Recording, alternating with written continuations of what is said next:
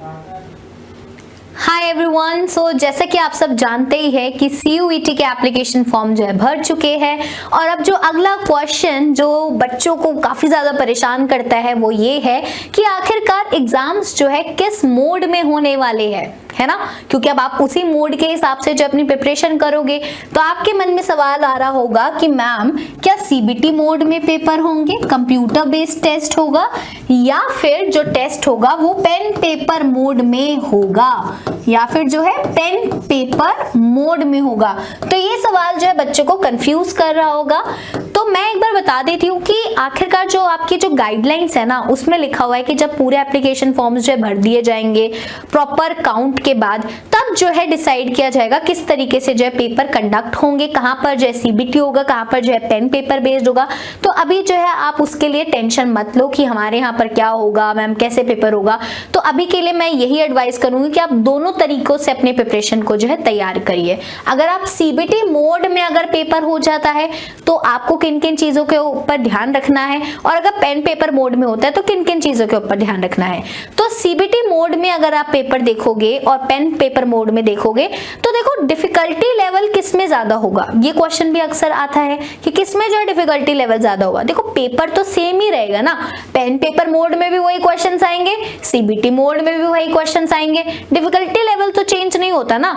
It's just आपकी ये mentality है ना वो बदल जाती है। CBT मोड में आपकी मेंटालिटी अलग हो जाती है, पेन पेपर मोड में आपकी मेंटालिटी अलग हो जाती है। CBT मोड जब आता है, जब कंप्यूटर बेस्ड टेस्ट आता है तो क्या हो जाता है, आप सब लोग जल्दी से परेशान हो जाते हो क्योंकि आपने क्या किया होता है, इतनी प्रैक्टिस नहीं की होती है। पेपर ऑनलाइन देने की आपको इतना जो है एक्सपीरियंस भी नहीं होता है। अभी तक आपने जो पेन पेपर ही दिया, स्कूल तक आप अभी तक क्या देते हो, पेन पेपर ही तो टेस्ट देकर आते हो।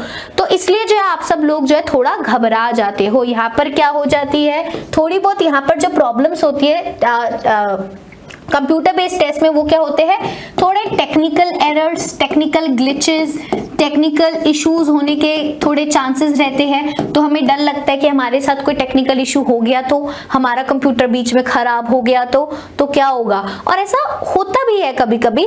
तो उसके लिए आप जो है पॉजिटिव रहो, वो सब चीजें जो है बाद की बात है। अभी आप जो है किसके ऊपर फोकस करो कि जो है आपको पेपर कैसे देना है। CBT मोड में जो है थोड़ी बहुत इश्यूज रहते हैं, सबसे बड़ा जो मुझे लगता है वो टेक्निकल इशू ही रहता है। और दूसरा इशू क्या होता है कि आपको अवेयरनेस नहीं है, फेमिलियर नहीं हो, ठीक है, आप फेमिलियर नहीं हो किससे, not familiar with the computer. तो कंप्यूटर को थोड़ा बहुत चलाना आप सीख लीजिए। वैसे तो मैं आपको कराऊंगी कि किस तरीके से आपको जो है CBT मोड में जो है पेपर अटेम्प्ट करना होगा।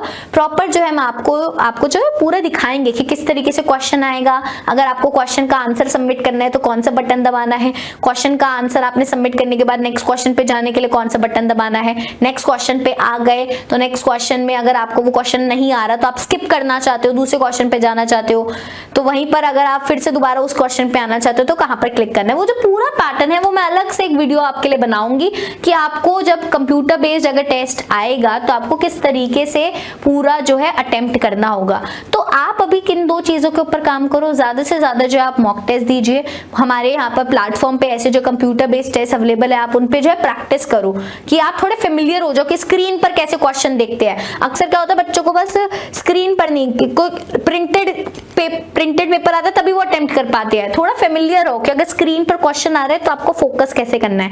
अक्सर क्या होता है जब हम स्क्रीन पर क्वेश्चन देखते हैं ना हमारा फोकस नहीं हो पाता है, मतलब आपके साथ भी ऐसा होता होगा, ये बहुत कॉमन है, सबके साथ होता है। तो आप अभी जो है थोड़ा स्क्रीन के ऊपर फोकस करने की जो कोशिश कीजिए। अगर कोई क्वेश्चन आ रहा है तो आप उसको कैसे आंसर करोगे। देखो CBT के बहुत सारे बेनिफिट्स भी है, आपको टाइमर चलता हुआ वहां पर दिखेगा, आपको कोई टेंशन नहीं आएगी। आप कोई क्वेश्चन पे जाना चाहते हो तो आप जा सकते हो, आपको कोई क्वेश्चन रह गया तो आपको वहां पर फ्लैश होगा कि अच्छा ये क्वेश्चन आपने अभी अटेम्प्ट नहीं किया है। अक्सर पेन पेपर में हम गलती कर देते हैं, उसमें पेन पेपर में जो है हम गलत OMR भर देते हैं। तो CBT में आप इस तरीके से अपनी जो है अभी के लिए तैयारी करो, उसके लिए भी आप प्रिपेयर रहो क्योंकि आगे आने वाले टाइम में आपको मोस्टली जो एग्जाम्स है वो कंप्यूटर बेस्ड ही देने पड़ेंगे।